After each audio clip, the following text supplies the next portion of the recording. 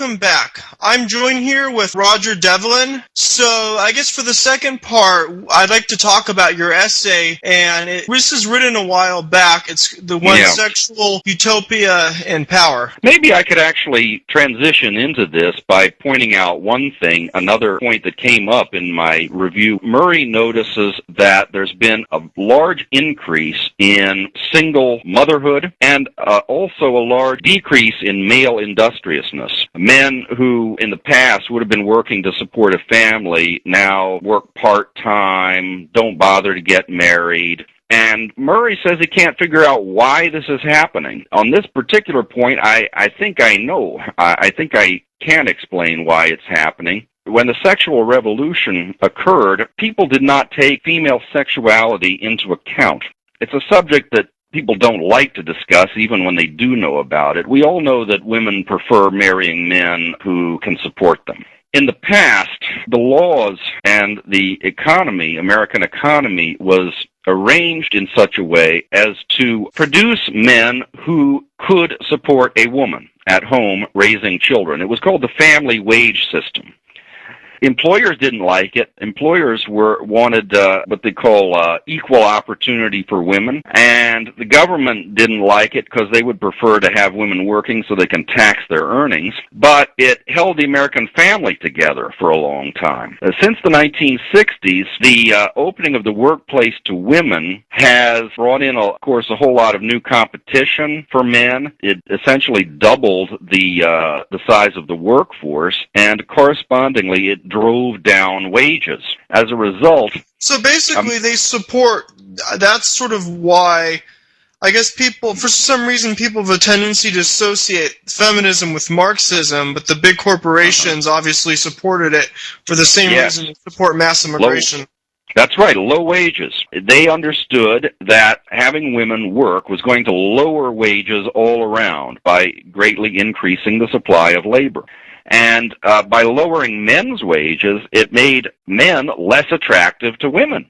So what I see happening is not men mysteriously retreating from marriage, as Murray puts it, but rather women refusing to marry men who earn less than they do on their own. That's what you get when you replace the family wage system with a system of equal pay for equal work. You get single motherhood, and you get men who really, if they're not in the top half of the bell curve in intelligence or ability, they cannot reasonably expect to make enough money to support a family anymore.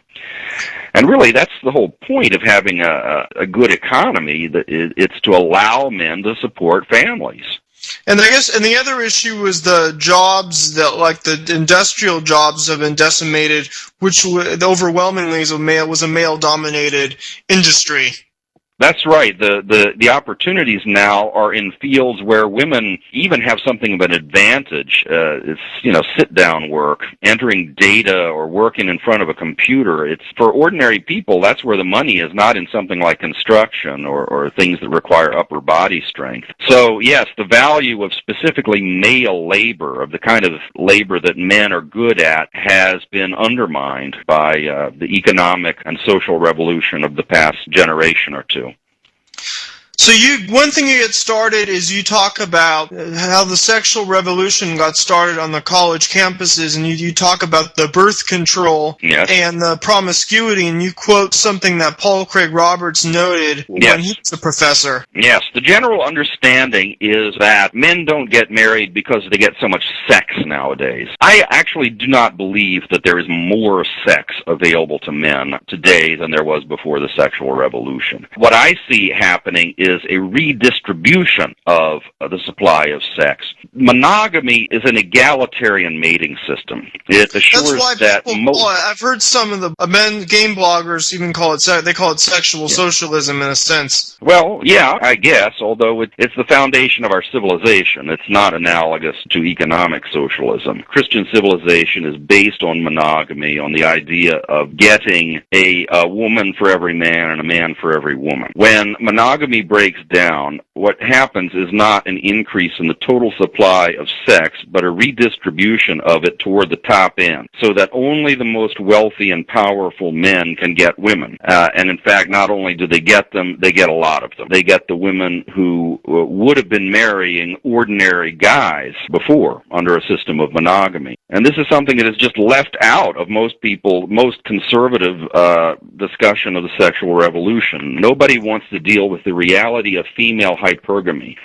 There is an increase in the amount of sex available to a certain number of men, but it's a small minority of men. It's not men in general. For most men, there is a decrease in availability of mates.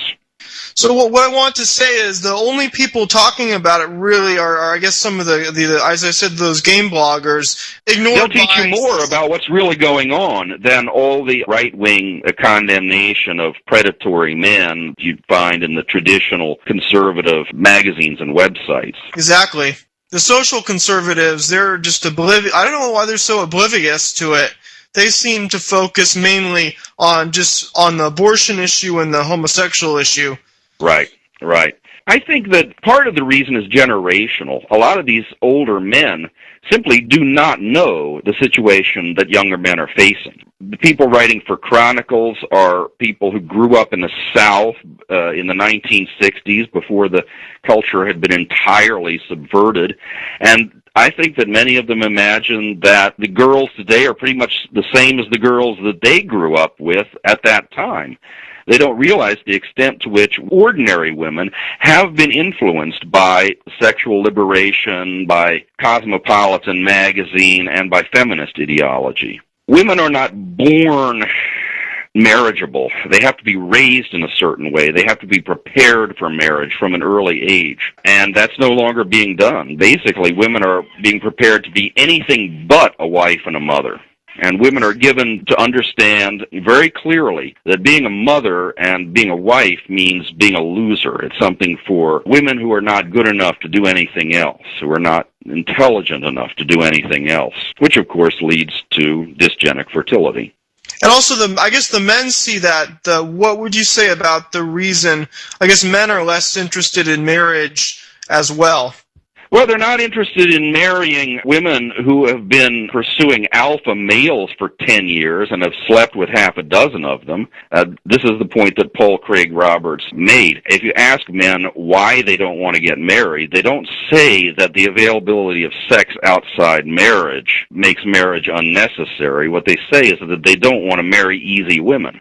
It's getting very difficult. You know, Cosmopolitan magazine is the biggest selling item in college bookstores now. That's what young women are reading. Because women are never really promiscuous in the literal sense of the word. Promiscuity means mating indifferently or mating at random. That's what people thought was going to happen when the sexual revolution occurred, that women were just going to be mating with everybody. It's never true. They mate with the most attractive men. And this is exactly what you see in primate packs among gorillas and gibbons.